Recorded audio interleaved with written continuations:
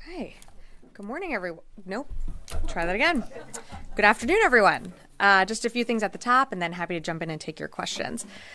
So earlier today, Secretary Austin spoke with Ukraine's Minister of Defense Umerov regarding Ukraine's most pressing security assistance needs.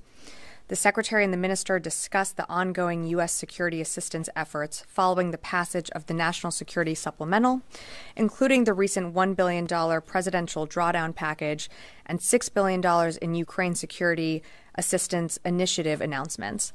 Minister Umerov provided an update of dynamics on the battlefield, as well as the impact of Russia's continued aerial attacks across Ukraine.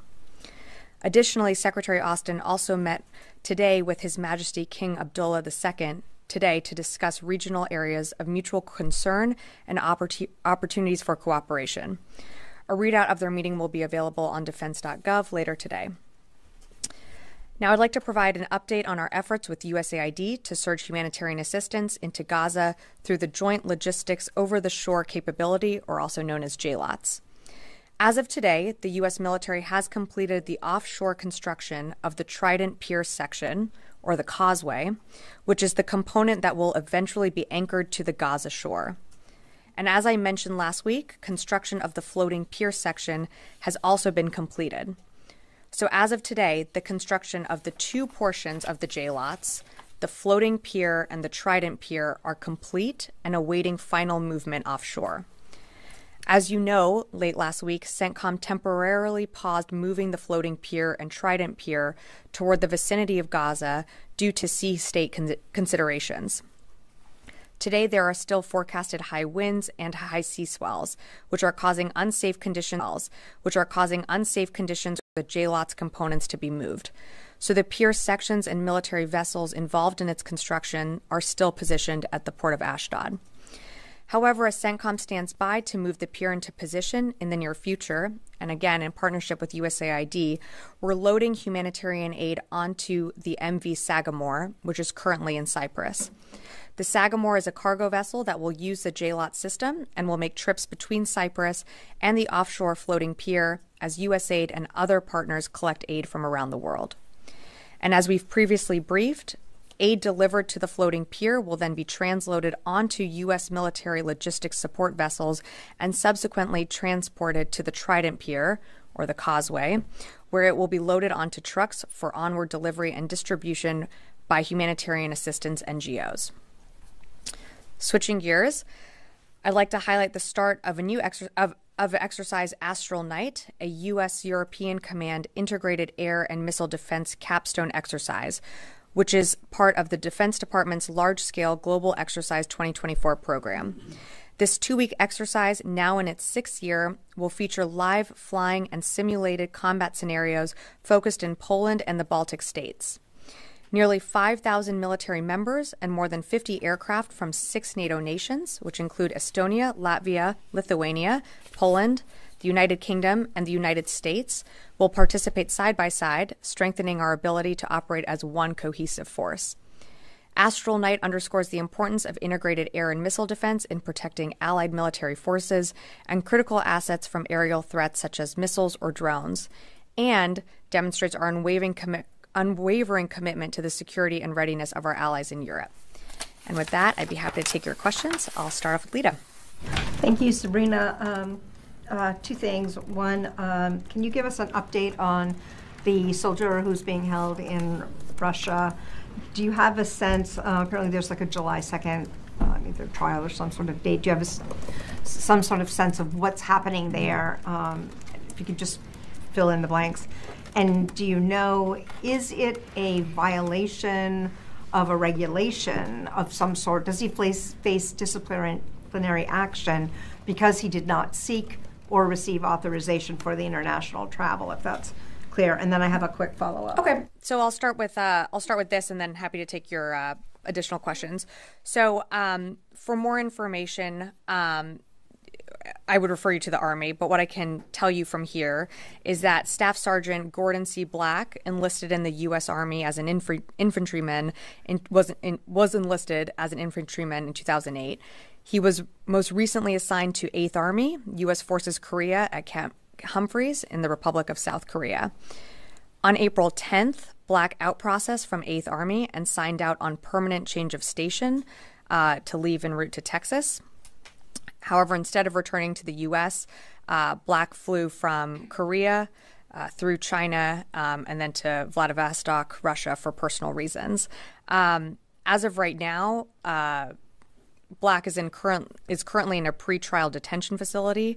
It's my understanding he will remain there until his next hearing, and I'm not sure on that date. I'd refer you to State Department on that.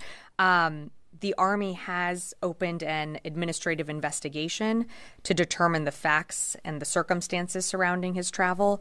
But to your question on, will there be consequences for his actions? That's something that the Army is going to look into through their investigation. But official or any leave to Russia is strictly prohibited, and that's pursuant to the DoD Foreign Clearance Guide, which of course is also informed by the State Department guidelines, which right now I believe that is at I believe it's Category 4, which is do not travel to Russia. So that's the sort of overview of where things stand right now. And then just very quickly on the pier. Sure. Will the Sagamore wait in Cyprus until the pier is actually attached to the shoreline? And at a certain point, do you have sort of even an ETA on when the sea states might be calm enough to do it? Is the aid process ready so that once the sea state calms down, that can start? So I believe they will. The Sagamore transiting to the floating pier will happen in conjunction when everything is sort of ready to fit into place. I don't think one would happen without the other. So aid is continuing to get loaded on. Once the commander feels that the Sagamore is ready to leave and that the sea states have calmed, we will position the JLOTs into place. I don't have an exact date for you because it is, of course, weather and environment depending, but we're hoping for later this week. But that does depend, of course, on the environmental conditions and security conditions as well. But right now we're focused on the environmental conditions surrounding the anchoring of that pier. Laura. Thanks, Sabrina. I have one follow-up and then a different question. Sure. On the Sagamore, how much aid can that ship hold in terms of truckloads? And is this the only ship that's taking advantage of the pier? I guess I'm wondering kind of the throughput of aid and how that's going to work. How many trucks a day? I don't have an exact estimate on how many like pallets it can load. I'm happy to get back to you on that one. I think it will vary just on how much, different things that are packed onto it. And then, I'm sorry, in terms of, will this be the only one going back and forth from the? I'm trying to get at a senior defense official told us, I think last week, that the JLOTS is going to be able to provide 150 trucks a day at full operational capability. Yeah. But that just seems low to me, considering that it's a maritime route. It seems like a ship would hold more than that. So I'm wondering. You have to remember this is a temporary pier. This is not the best way to get humanitarian aid into Gaza. The best way are through those land routes. And we do want to see those opened up. We do want to see aid continue to flow in through those land crossings. This is just one. It's meant to help augment, to help complement other ways that aid can get in, not just through land routes, but of course we're also doing those airdrops that you continue to see us do on a regular basis. 150 trucks is at its, when it's fully operational. I think what you're going to see at the very beginning is a crawl, walk, run scenario. Is we're going to start with, an additional small amount of aid trucks to flow in to make sure that the system works, that the distribution works, and then you'll see that increase, of course, when we get to full operational capacity. But that's something that the commander is continuing to work through. For more aid questions on the Sagamore and what it's holding, I would refer you to USAID. And then just on a separate topic, is the U.S. considering the use of private military companies to help distribute aid in Gaza? I'm not aware of that, but that's something that USAID would be able to speak more to the distribution of aid once it gets into Gaza. So I'd refer you to them. I also realized that you asked about the Sagamore being the only ship going back and forth. Just as a reminder, commercial ships can also go up to that floating pier. It's the military ships, the LCUs and the LSVs, that take the aid from the floating pier to the causeway. That is only military. But commercial ships can go up once they're other ships can once they're once aid is loaded in Cyprus, inspected, it goes to the floating pier.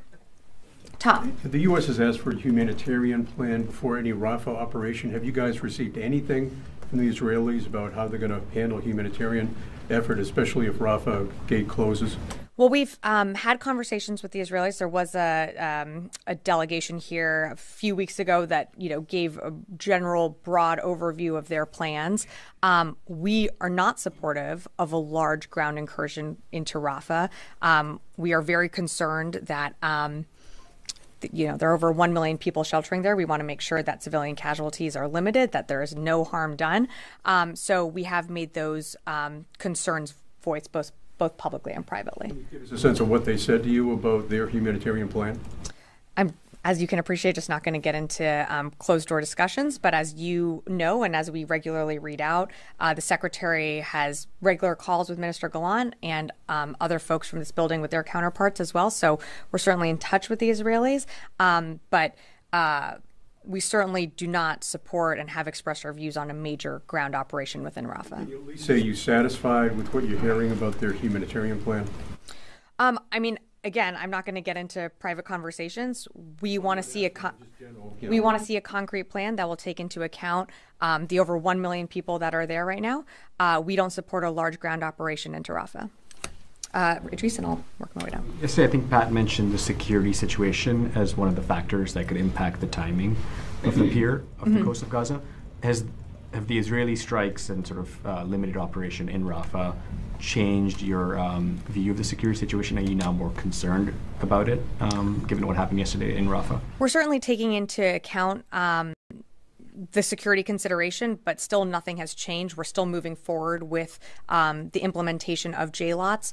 We do need these sea state conditions to steady, and until they do, we're just not able to move that into its location at this time. But of course, the security situation is something that we're going to monitor, and if that does impact anything when it comes to the JLOTs mission, we would let you know. And I realize your policy on sending weapons to Israel as a whole has not changed, but Right. officials are saying some shipments have been paused.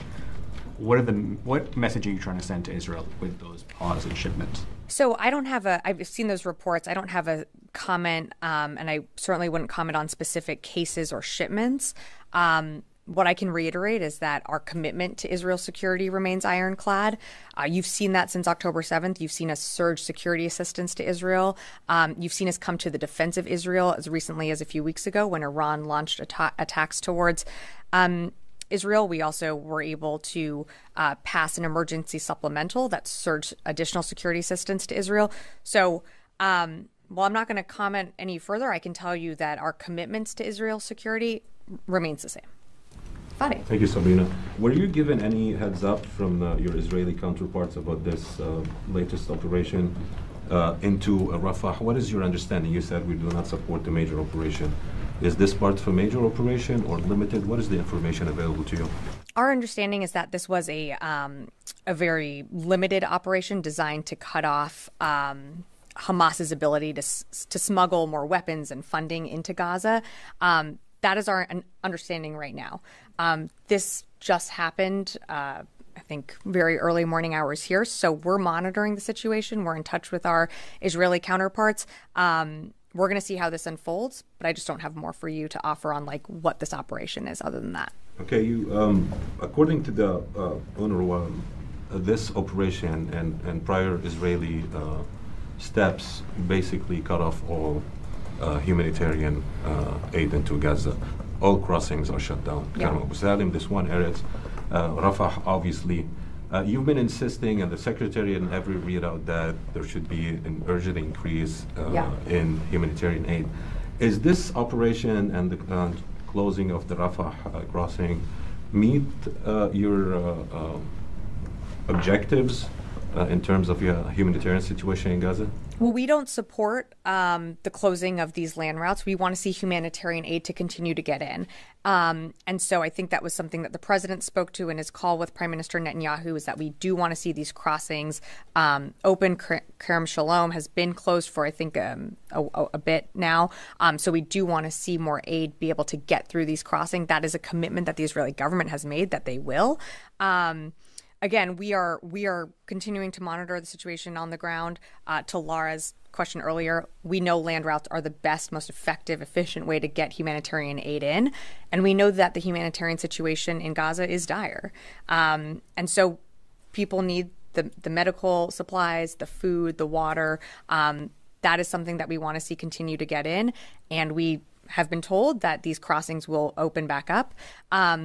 In the meantime, we've also continued to conduct humanitarian airdrops within Gaza. And should we get to the time and point where we're able to position this temporary pier off the coast of Gaza, that will also help with humanitarian aid getting in.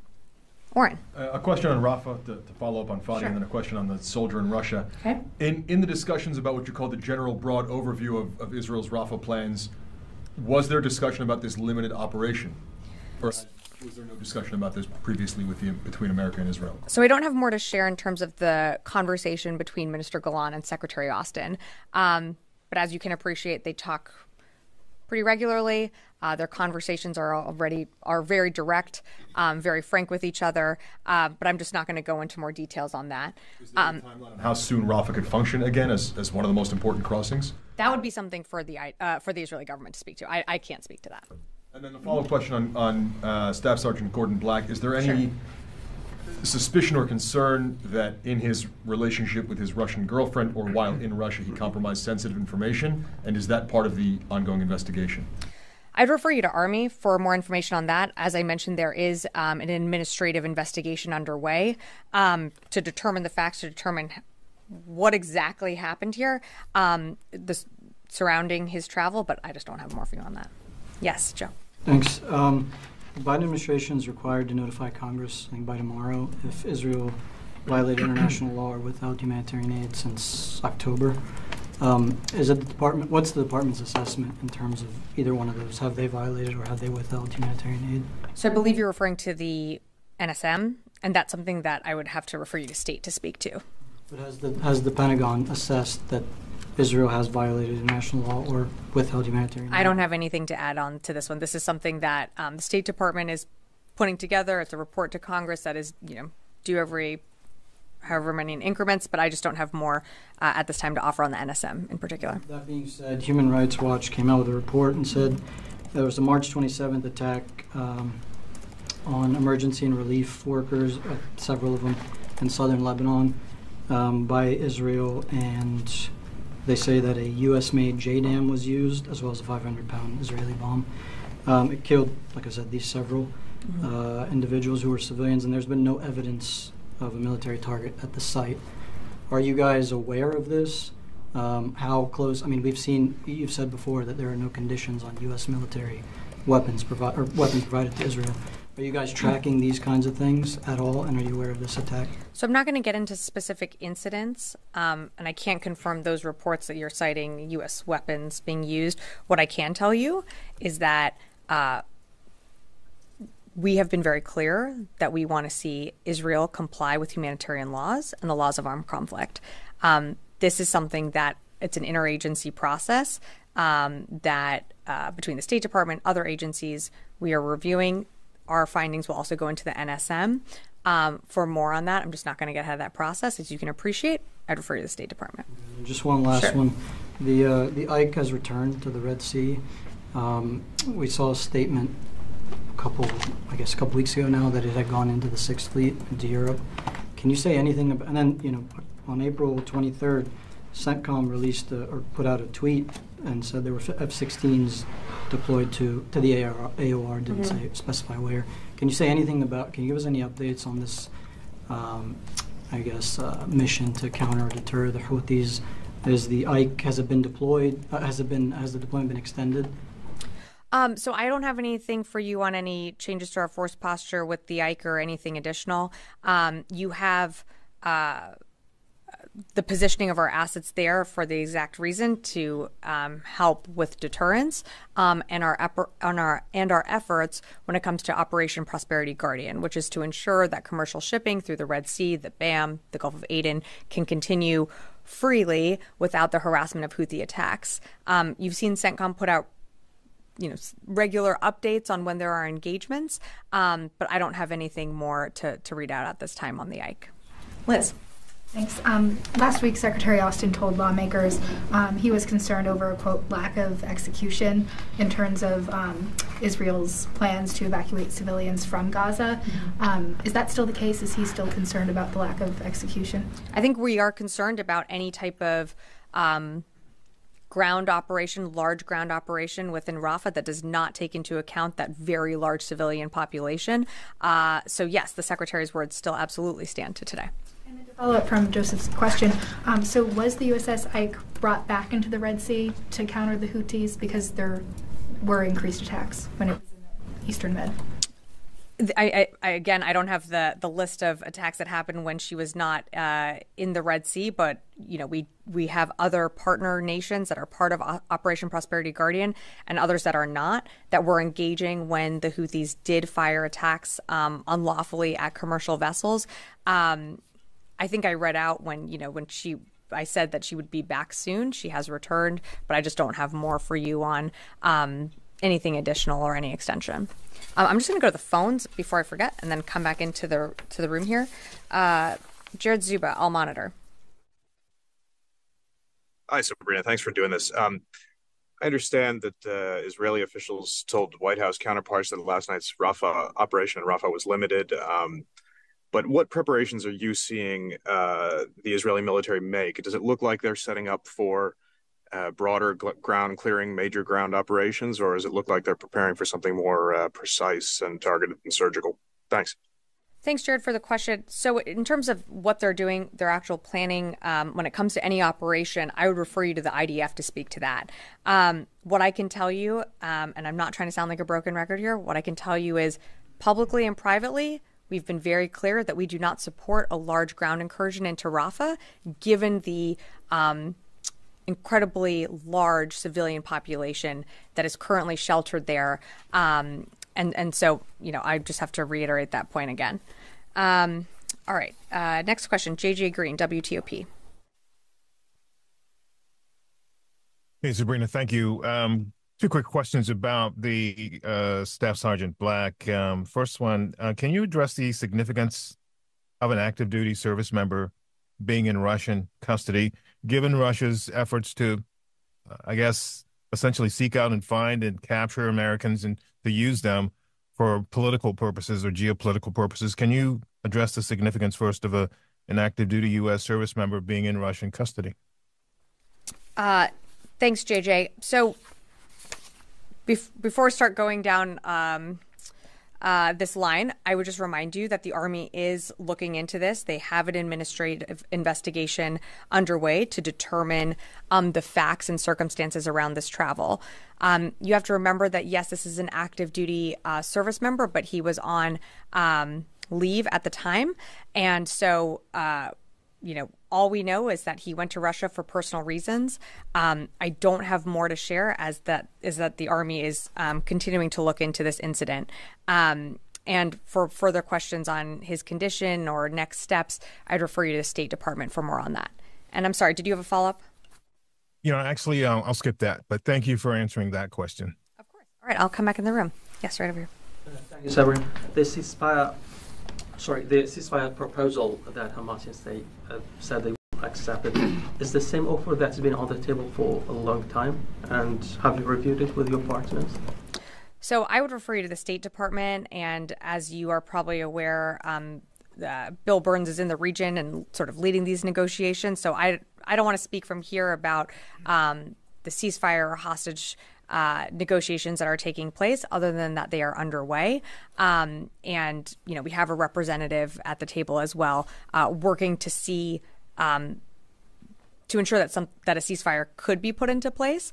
If a ceasefire were to be put into place, that obviously would increase chances of more humanitarian aid to get in to Gaza, and of course release more hostages, which is obviously something we want to see. One question on Russia. Vladimir Putin ordered his forces to rehearse for a non-strategic nuclear weapon drill. How do you look at it? And have you seen any change in Russia's posture on nuclear weapons? How do we look at what Russia announced? We look at that as completely irresponsible. We have not seen any reason to adjust our own nuclear posture. We haven't seen any indications that Russia plans to use a nuclear weapon, but it's deeply irresponsible, and we're going to continue to monitor what's happening in the region. Yeah. Thank you, Sabrina. You've been saying for months now, this administration, that you're against a major military operation in Rafah. Yeah. And they told over 100,000 people to evacuate in eastern Rafah, and that sounds like a lot of people. So what's the definition of a major military operation? What makes a limited military operation? What's a major military operation? Is there an acceptable number of civilians that can be put at greater risk for the Pentagon? Like, how do we know what's major? Sure.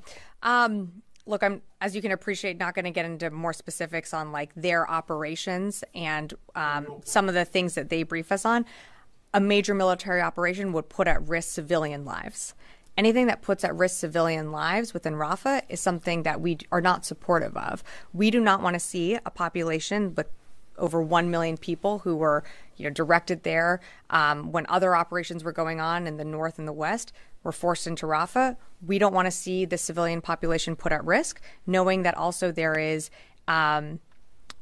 tremendous hurdles of also getting humanitarian aid in, medical supplies in. And so any type of military operation must take into account that large concentration of civilians. And right now we haven't seen we need to see a credible plan that would protect those civilians. And so we're continuing to urge and speak to our Israeli counterparts about that plan. And I'll just leave it at that. So that, over 100,000 people were told to leave the area, that sounds like an alarming development because they can be put at greater risk. So this line that's drawn in the sand, how do you make sure that Israel doesn't cross that? Yeah, again, I'm not putting a specific number on it, on like how many people need to leave or how many, what a large-scale operation looks like, because I'm not going to detail their own plans and what they share with us. That's something for them to speak to. What I can tell you is we have a large population of civilians that are sheltered in Rafah. They need to be protected if there is any type of operation or any type of major ground incursion into Rafah. And we want to see those civilians protected. And to move over 1 million people, that's going to take a lot of time. So we're continuing to work with our Israeli counterparts. And I'll just leave it at that. Yeah, in the back, Carla. Thanks. VOA was told by a U.S. military official that in Niger that some of the diplomatic clearances for flights have been denied. That's forced extended deployments. The day-to-day life sustainment is continuing via commercial contract transportation. These raise a lot of questions. I mean, what's going on with the U.S. forces in Niger right now? Are they allowed to leave? Are they getting the medical supplies and equipment and ammunition, et cetera, everything that they need? And what reason is Niger giving the Pentagon for why they're denying some of the diplomatic clearances? I direct you to the CNSP to speak to why they're denying some of the diplomatic clearances. We are working with the CNSP on what our orderly withdrawal looks like. As of right now, our forces in Niger still continue to have access to the necessary food, water, medical supplies that they need. But this is, of course, something that we are working towards on what that orderly withdrawal looks like. There have been some cases where some of our service members have left Niger for unforeseen circumstances. Right now, as I think we briefed a few weeks ago, we will have another delegation led by someone from the Department of Defense that will go to Niamey to continue these conversations about the orderly withdrawal. That visit hasn't happened yet. So until that does, and until parameters are put around for these negotiations on what the orderly withdrawal looks like, we're still in a bit of this holding pattern until we can have those conversations. Right. Real quickly, if I Sure. may, on Russia, there have been requests for the Pentagon to kind of detail how Russia is able to use Starlink, because Starlink is also contracted with DoD. Do you have any details to provide on how Russia is able to use that on the battlefield and what the Pentagon and others are doing to try to prevent that from happening? I don't have anything specific on Russia using Starlink. As you know, our contract with Starlink is for the Ukrainians to use, but I don't have anything more specific on Russia using Starlink. Rio. Yeah, thanks so much. My question is about the South China Sea. Recently, we have seen the Chinese dangerous actions towards Philippines vessels, but recently, Chinese government argued that there was a temporary special agreement with the former Philippine President Duterte in 2016, and about the restricted access by Philippine vessels, and China accused the Philippine side of the recent tensions. So can I ask for your comment on this Chinese claim? Are you talking about like the firing of water cannons, things like that towards Philippine vessels? Yes, and China claims that there was a hidden agreement with the Philippine side. I'm not exactly clear, or maybe not understanding about an agreement that you're referring to, but of course we continue to monitor what's happening in the South China Sea. We continue to be alarmed when these incidents happen, whether it be with Philippine vessels or other vessels. We want to be able to see the freedom of navigation to be upheld. So, of course, we're going to continue to monitor what's happening there with our partners and allies. Yeah. Thank you. My question is about another country in Africa, Chad. Could you give me the update on the situation in Chad? Has the withdrawal been completed, or are there any U.S. personnel remaining in the country? Thanks for the question. So I actually don't have much of an update other than what we provided last week, which is that there were some military personnel that did leave the country, some of which were already scheduled to rotate out. We do still have military personnel in the country at the embassy, but I don't have more of an update for you on that, other than that's basically where we were last week. So the situation has not been changed because there was a presidential election yesterday. Right. Today, yeah. We're continuing our conversations with the government, but I just don't have more to share at this time. I'll come back in a sec. Let me just go. I have two more on the phones, and then happy to come back in the room. Heather, USNI. Thanks so much. So the Houthis have said that they're going to stop all ships that enter their operation or zone of operation in the Red Sea. So I have, as well as target ships that they can reach with any of their weapons, including in the Med. So I have two questions. The first is if there's been any talk of updating the presence in the Red Sea in order to combat this latest threat. And then the second one, is there any concerns about, or I guess, how is the U.S. prepared to protect ships that are going to be bringing in aid in the Med to the temporary pier from any potential Houthi attacks, considering that the Houthis might not recognize those as aid ships versus commercial ships going towards Israel? Okay, thanks, Heather, for the question. Well, we candid, I missed a bit of the first part, but in terms of aid ships getting into the Eastern Med, and you're talking about aid being transported from the floating pier to the causeway, as we've said before, we have assurances from the IDF that they would be providing security around that transport. So whether it's any attacks from any group, the IDF, of course, will be providing that security. In terms of, and I apologies, I did miss a little bit of the first part of your question. In terms of any posture changes in the Red Sea, there are no posture changes. Again, Operation Prosperity Guardian is something that continues to work every single day in a coalition to ensure the freedom of navigation through the Red Sea and the Gulf of Aden. I don't have any posture changes to announce today from the podium. Okay, and then last question from the phone, and I'm happy to come back in the room. Jeff Shogel, Task and Purpose. Thank you. I understand the Army has launched an administrative investigation into Staff Sergeant Black. I'm just curious, does DOD have any indications that he may have been lured to Russia as part of an effort by Russian intelligence to detain him? Jeff, appreciate the question. This is something that the Army is looking into, which is why they've launched an investigation to determine the facts and the circumstances of his travel. And I just don't have anything more to add at this time. Happy to come back in the room. Okay, we'll do 2 more. Joe and 3 more.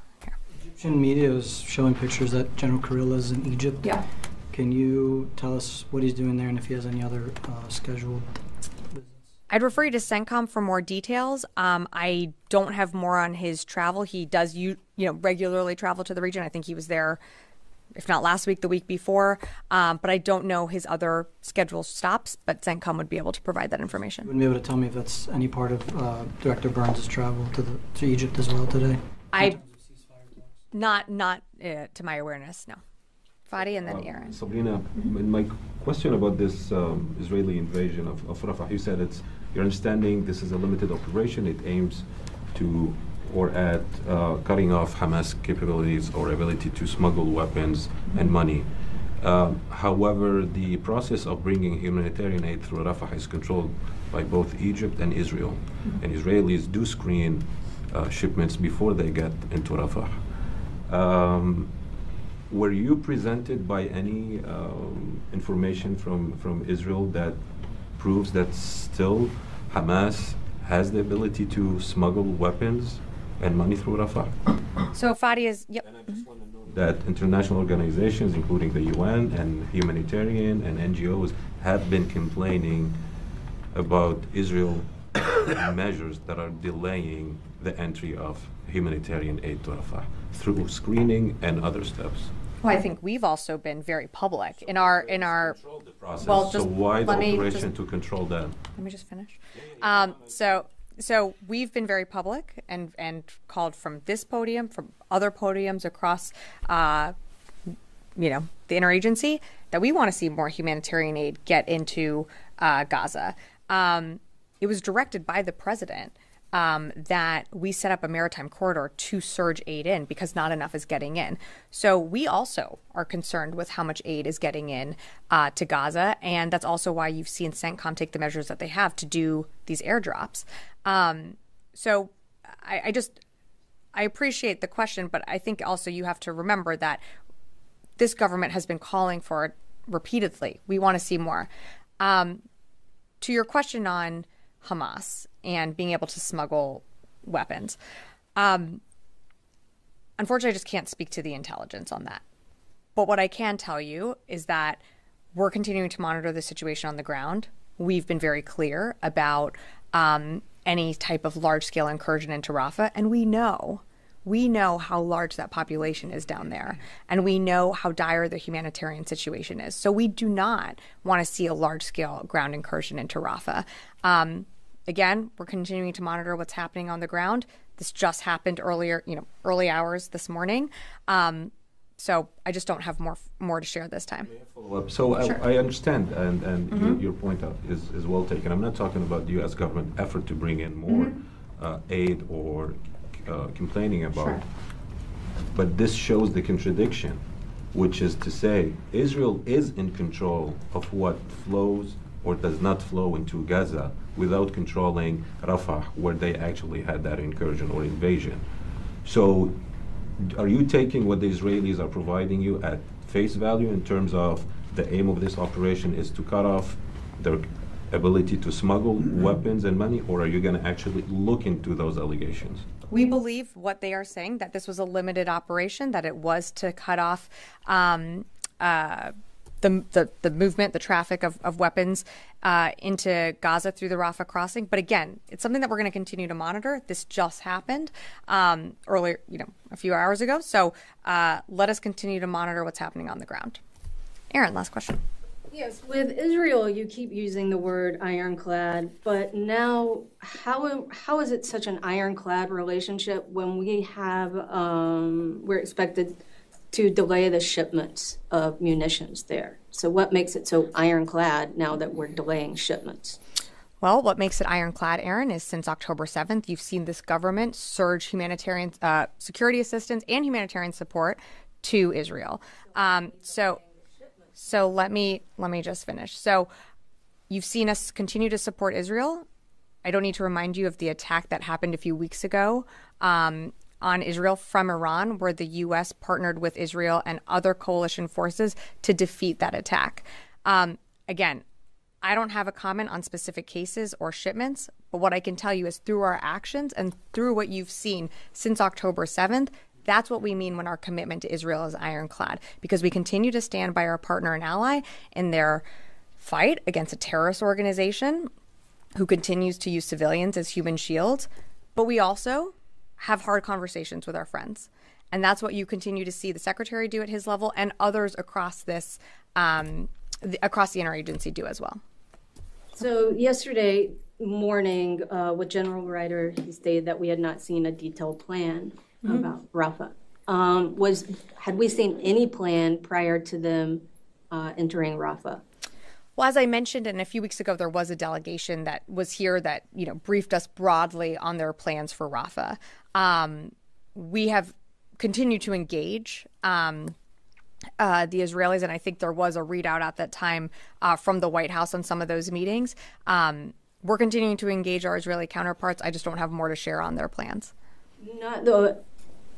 Not the delegation, but yesterday, before they entered, did we know that they were going to go? Had they talked to Secretary Austin prior to entering a couple hours before? Yeah, I think I answered that. I think Oren asked that question. Look, I'm just not going to get into more details on the private conversations between Secretary Austin and Minister Gallant. Those conversations do happen often. They're frank. They're very direct. And I'll just leave it at that. Do you think they're listening to Secretary Austin? I do. I do actually think that. And the reason why is because since the beginning, we have seen the Israelis, the IDF, make decisions that have been influenced and impacted by conversations with the secretary and other people across this department and the interagency. So yes, we do feel like they are listening. Okay, thanks everyone.